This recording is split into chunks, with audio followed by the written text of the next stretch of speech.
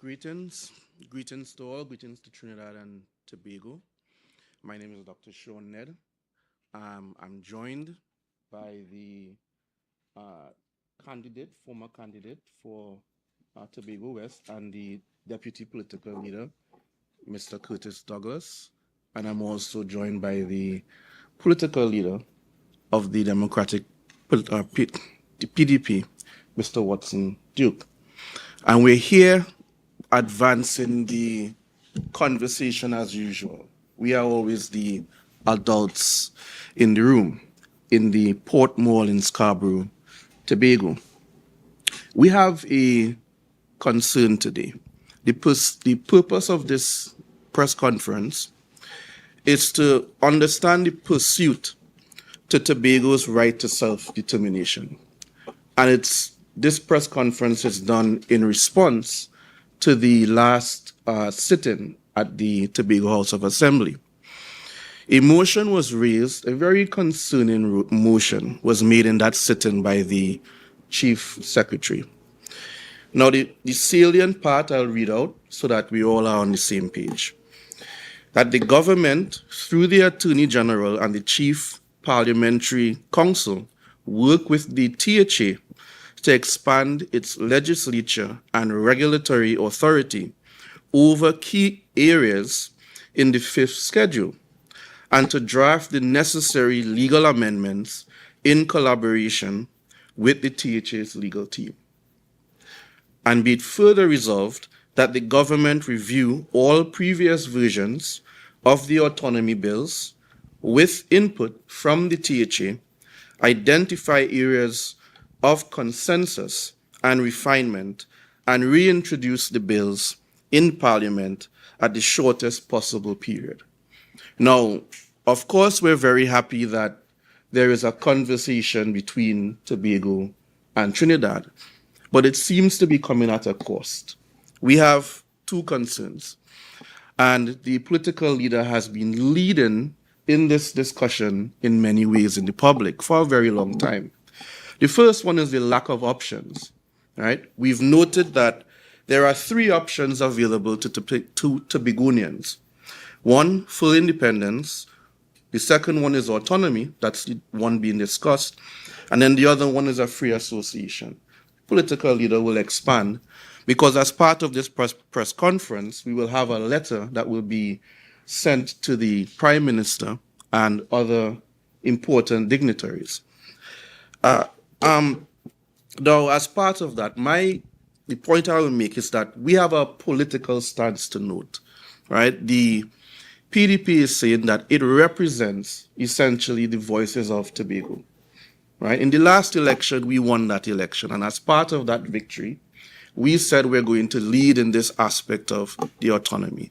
And our voices and other voices that have weight that would be given by the other parties, different groups in Tobago, they are not being heard. This motion seems to cut out the voices of the rest of Tobago and in our viewpoint, Tobago in general.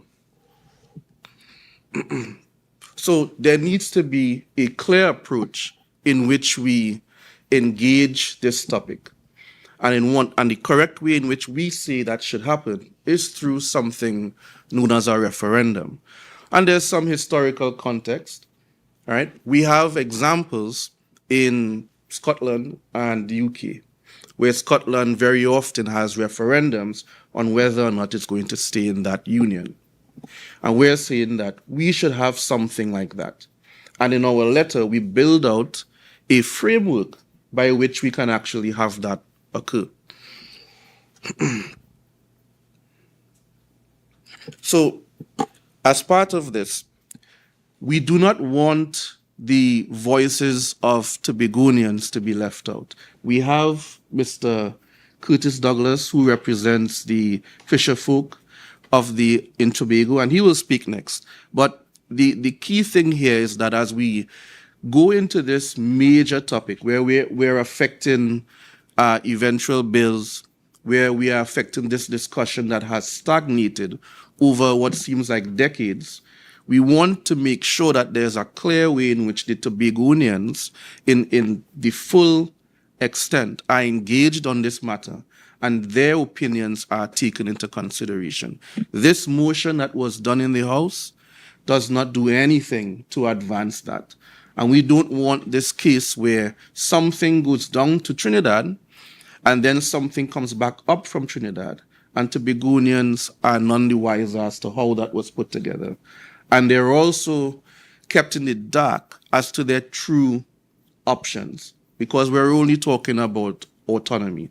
And as the political leader always says, that is some of your rights, right? We have the right to all of our rights, and that is a major portion of why we're doing this. Let us have the full discussion. So I'd like to shift over to the deputy political leader so that he can speak, and then the political leader will speak.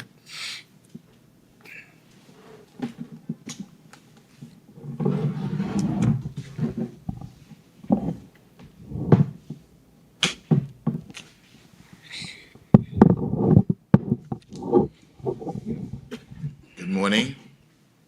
My name is Curtis Douglas, and I am the Deputy Political Leader of the Progressive Democratic Patriots.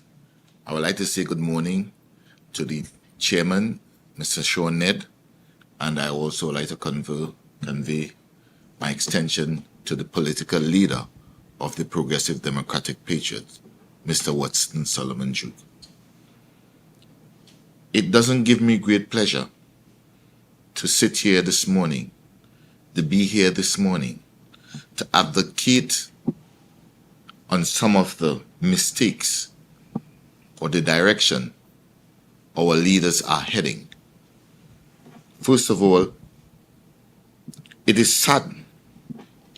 It is very saddening to know that we as the people chose a political party to lead us through these troubling times, and to see a motion has been passed in the House of Assembly or the legislature last week where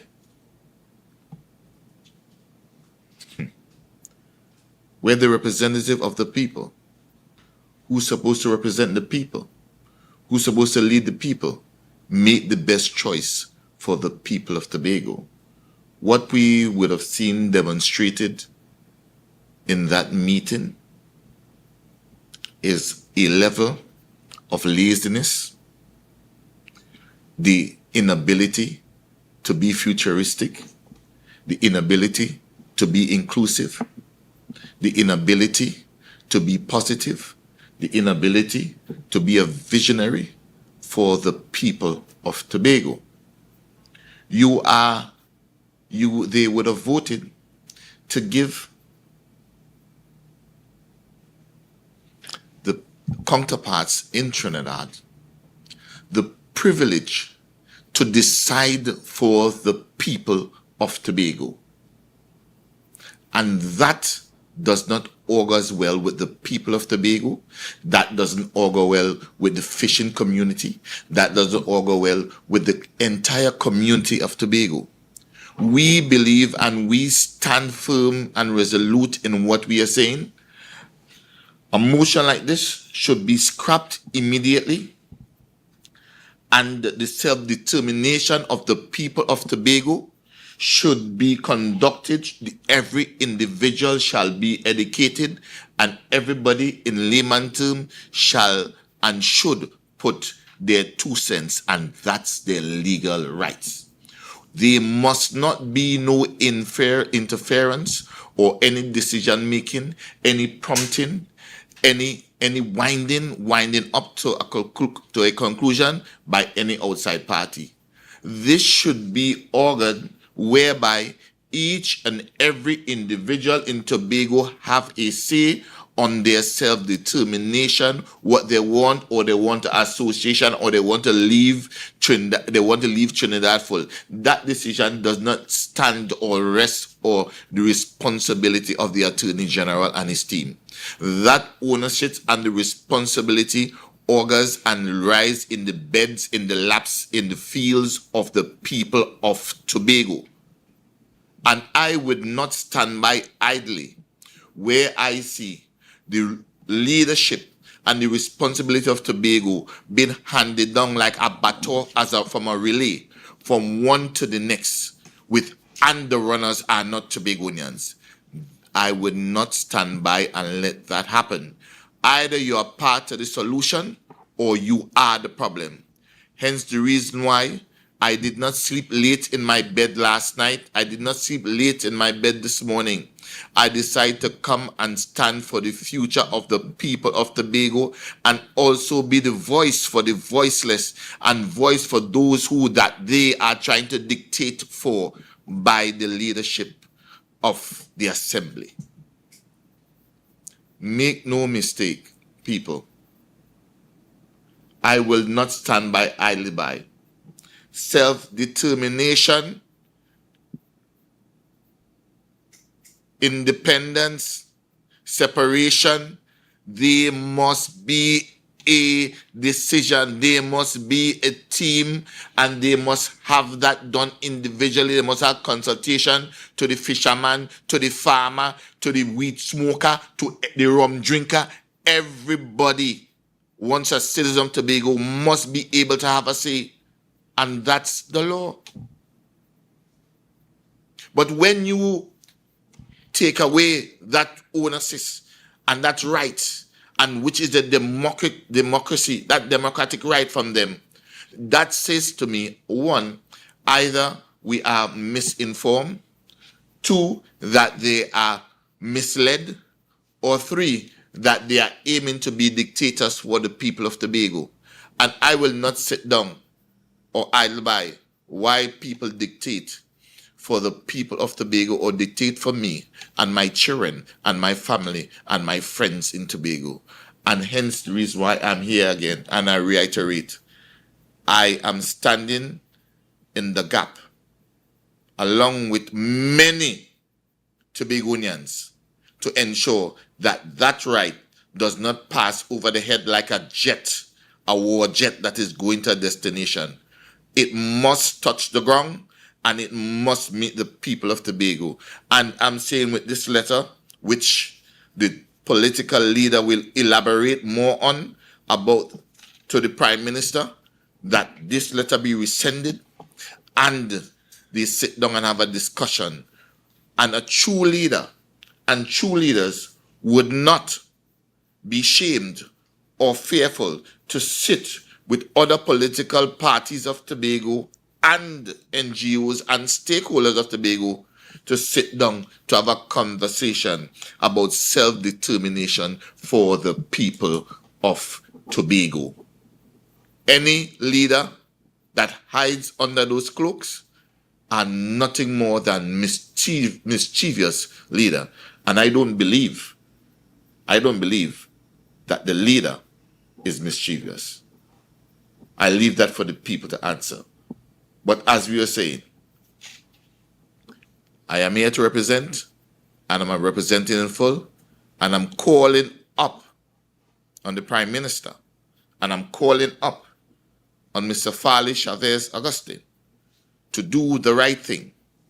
And let's put aside their differences, especially when it comes to a decision dealing with the people and the livelihood and the future of the people of Tobago. And with that, I would like to end my 2 cents, my piece of corn on this conversation as we hope and pray that God be with us, God be with Tobago, and God be with the future of Tobagonians when we try to make these type of decision making and lay the responsibilities that lies in the hands of you, in the arms of our colonial masters, to make a decision for us. With that, I would like to say thank you. I thank you, the media, this morning for being here, and I thank the listeners. And this have nothing to do personal, but this have to do with the future of Tobago. And according to some of them, if we are to make this the bestest little island, it must not be bestest or the greatest by dictatorship. It must be cohesive with each and every individual that is a citizen of Tobago and the Republic of Trinidad and Tobago. With that, I would like to say thank you. I now put it over to the political leader, the visionary, the man that did not stand by when he should stand up. That man is no other than Mr. Watson Solomon. Thank you.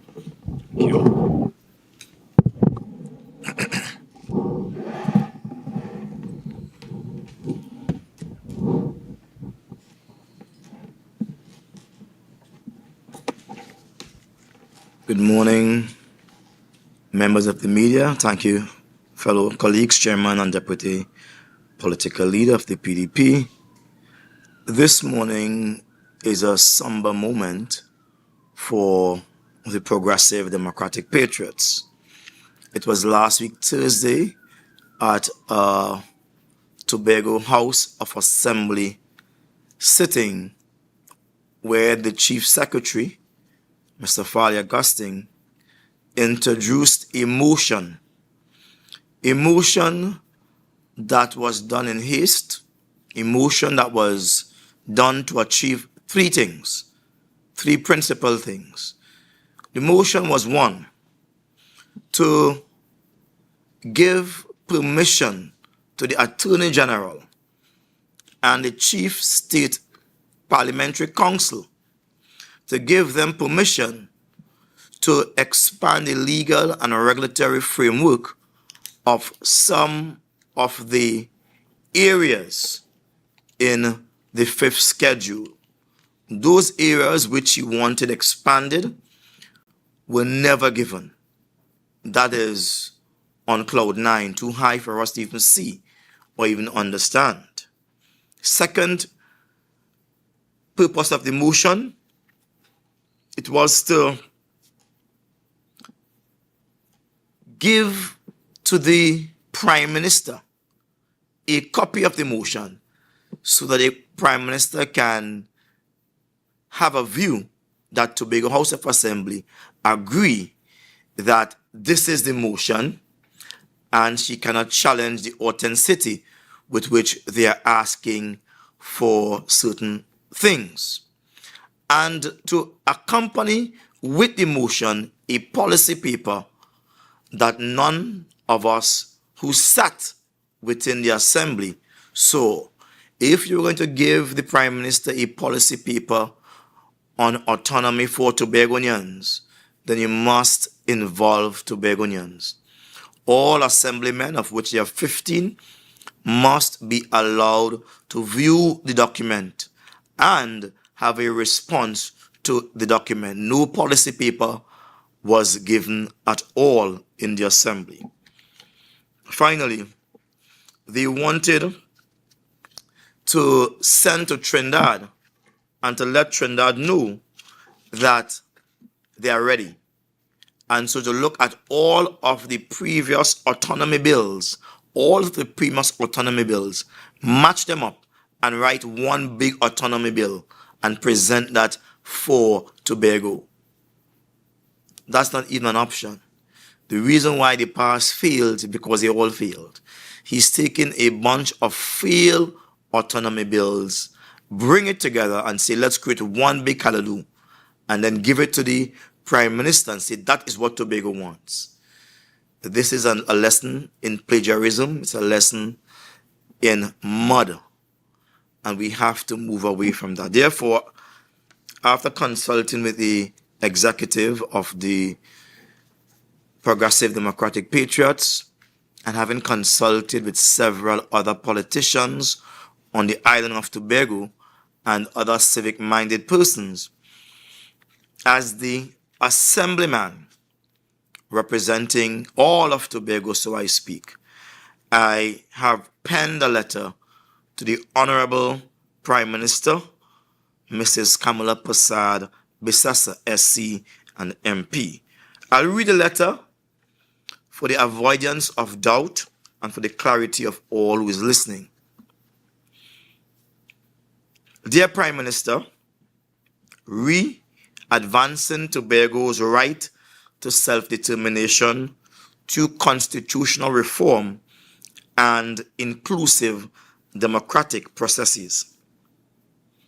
I write today as a representative of the people of Tobago and in solidarity with other political leaders and civic-minded individuals who are committed to fostering a peaceful, progressive, and participatory approach to Tobago's political future. Our collective concern arises from recent developments regarding Tobago's autonomy process, which have sparked public debate across the island. There is a growing apprehension that the voices of Tobago are being bypassed in matters of critical importance to their future. As such, we respectfully propose a constructive and democratic path forward, one that reinforces Tobago's right to self-determination while preserving the unity, shared destiny of our twin island republic. We are of the firm view that any move towards autonomy, independence, or free association must be grounded in the informed consent of the people. The right of the peoples to determine their own political status is well established under international law, and it is our shared responsibility to ensure that this principle is given full expression through lawful, transparent, and inclusive mechanisms. To this end, we respectfully recommend the development of a Tobago referendum framework grounded in constitutional and legislative reform. This framework should: 1. Amend the Constitution of the Republic of Trinidad and Tobago to provide for the legality of referendums. 2. Be supported by a referendum act outlining how, when, and by which bodies referendum can be conducted. 3. Establish an independent referendum commission tasked with public education and the oversight of any vote free from partisan and political interference. I wish to repeat number 3. Establish an independent Tobago referendum commission tasked with the public education and the oversight of any vote free from partisanship or political interference. And last, 4th, clearly present to the people of Tobago the three internationally recognized options for self-determination, which is A, full independence, B, autonomy within the Republic of Trinidad and Tobago, and C, free association via treaty. This process should be accompanied by a national public discourse, culminating in the structured development of a green and white papers, leading to a final bill for debate and adoption by the Parliament. We envision this as a genuine act of democratic maturity, one that honors the sovereign equality of our twin island nation while recognizing Tobago's unique historical and cultural identity. We recognize that meaningful reform cannot be achieved in isolation. It requires leadership marked by wisdom, trust, and national unity. We therefore extend an open hand of cooperation and partnership with your administration in advancing this important democratic exercise. It is not about partisanship or political positioning, but about ensuring that the people of Tobago, regardless of party or persuasion, have a legitimate say in shaping their future. As leaders entrusted with the welfare of our citizens, we believe that now is the time to rise above political divides and pursue the kind of bold, inclusive, and transparent reforms that will strengthen the foundations of our democracy for generations to come. We are prepared to meet and collaborate with your administration to help shape a responsible legislative pathway that honors both the Constitution and the aspirations of the people of Tobago. Thank you for your thoughtful consideration and your attention to this critical matter of national importance. We look forward for your favorable response and to working together in the interest of progress, democracy, and unity. Sincerely, Watson Solomon Duke, Assemblyman for Argyle, Roxborough Argyle, and political leader, Progressive Democratic Patriots. I thank you. I here end this press conference and ask for any questions regarding the issue that is now at hand. You seem to be advocating for more dialogue.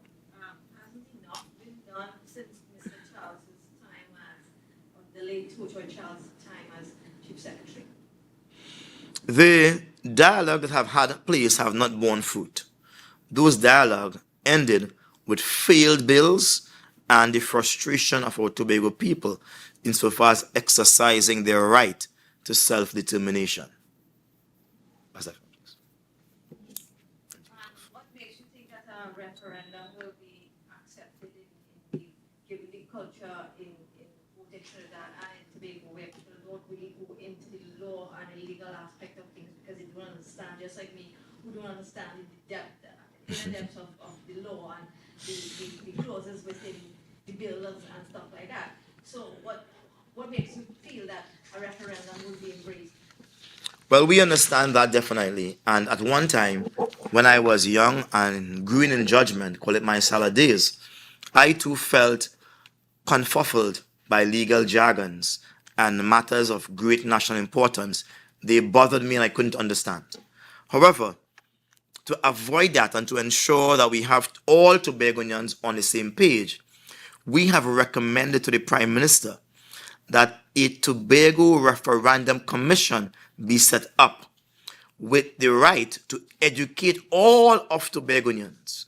We're talking about in the highways and the byways, meeting with all groups, religious groups, fisher folk groups, cultural groups, all the groups in Tobago, and also meeting with all the communities.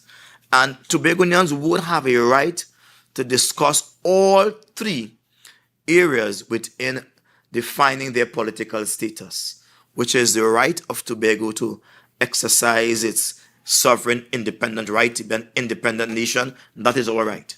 It's not a gift. It's not a permission. Based on the law governing self-determination, which is well-rooted international law, Tobagonians have that right to decide among themselves whether they should be independent, continue to have an autonomous relationship with Trinidad, or engage in a free association with a treaty between themselves and Trinidad or any other nation. The issues are indeed complex, and this is why I would suggest a minimum of 3 to 5 years for this conversation to take place and for everyone to be brought up to scratch. Now, coming into a specific question, on a matters as important as this, we can't go in a room and come back out and say the people all agree. That's not the case. Persons must take an account for their actions. Hence, the referendum is one where those persons who can vote would be allowed to vote. But they're not voting for a political party. They are voting for political status, which is independence, autonomy, or an association with a treaty. So we are saying that's the only way for us to garner the voice of Tobagonians, to give people the right to vote or not to vote. It is still their right, but all Tobagonians must have a say. It should not be like it was before adult suffrage came. When to vote, you had to have money, you had to be 21 years and belong to the plantocracy. It should not be that. Even the people who are in hospital, the people who are in jail, the people who can't read and write, but could listen and understand, they have a right to decide the destiny, because they too will be affected by this decision when it is made. One of the things that happened on Friday when the parliamentary ceremonial opening of Parliament happened was that I think one of the persons who were originally from PDP is now elevated to a senator. Is that correct? And are you aware of this? And your thoughts? I thought I was about to hear some clap thereafter your statement, but the clap was absent. I think that Watson Solomon Duke, by and large, is a hero. Who else would be a hero if I'm not? My students have all matured, and congratulations to them. They are now holding their own. They are now pursuing politics under different lights, and I congratulate Melanie Roberts Rajman on being a PNM senator. I saw her, I shook her hand. I said, I hope you tell them the story. She said, yes. She told them the story. Melanie was my first candidate in the 2017 THA elections. She have moved on and have definitely found her place with the PNM. Also, Fali Augustine, he was about my 7th candidate in the 2017 elections. He have attempted to move on and have claimed he is some TPP, and I wish him well. But he's still operating under the blessings and the victory of the PDP while he's claiming his TPP. I also congratulate Fali too on just being the chief secretary. That's all I can say, right? And there are many other persons. Even the entire Blue Party has emerged because of what we have done in the PDP. You observe we would not have changed at all whatsoever. We remain grassroots, we remain underground, because at the end of the day, until everyone understands, no one understands. We live in a country where the marriage and the parish must understand together, and we are fighting for that. When all of Tobago must participate in that right to self-determination, not the elites, not those who have gotten degrees, must speak down to those who don't have and tell them, this is good for you. That is not the case.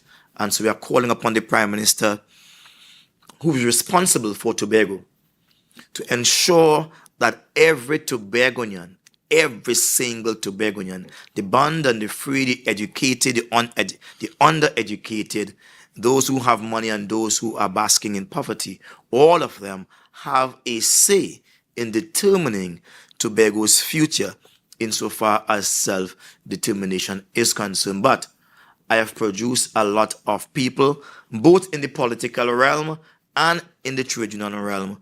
And I would to say, while they got their start from me, the finishing is totally up to them. I would have introduced them, but the finishing is totally up to them. And for that, I'm proud of them. I could never be angry with them. I may be disappointed, but never angry with my students. And what makes you feel that the Prime Minister would listen to your call to come back to the table, to have more dialogue, to have the referendum, and all the things that you are advocating? What makes you think that the Prime Minister will listen to you? The Prime Minister is the wisest of all Prime Ministers at this point in time, because she's the only Prime Minister. More than that, she have learned through bitter experiences and through great experiences what it is to listen to the people and how it is to serve the people. If you listen to her mantra, her political mantra, which is when UNC, when everyone wins, and she keep repeating that, I would like to say on that mantra alone, there is hope, not only for me, but for the man who is by the roadside, who is begging for a meal right now. He has hope that, hey, if things are to develop, then I should no longer be begging on the road for a meal, given 1 year, 2 years, as the case may be. And she is speaking tough. She's saying if any of her ministers are not performing, they'll be met with swift retribution. Those are not just fighting words. Those are doing words.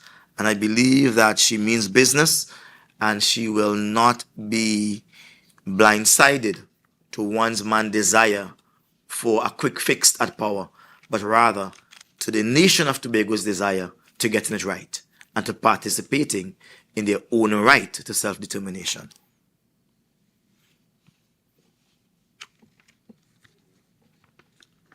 Anything else? I want to thank you all for your time, and remember, the Progressive Democratic Patriots is not dead and buried, it's alive, and continue to represent the issues of Tobago from a high and lofty platform without creed or race or political face. We represent everyone. Thank you all for coming. Nice. Hey, check. Gentlemen, well done, well done, well done. Is that both of them right? Lovely, lovely.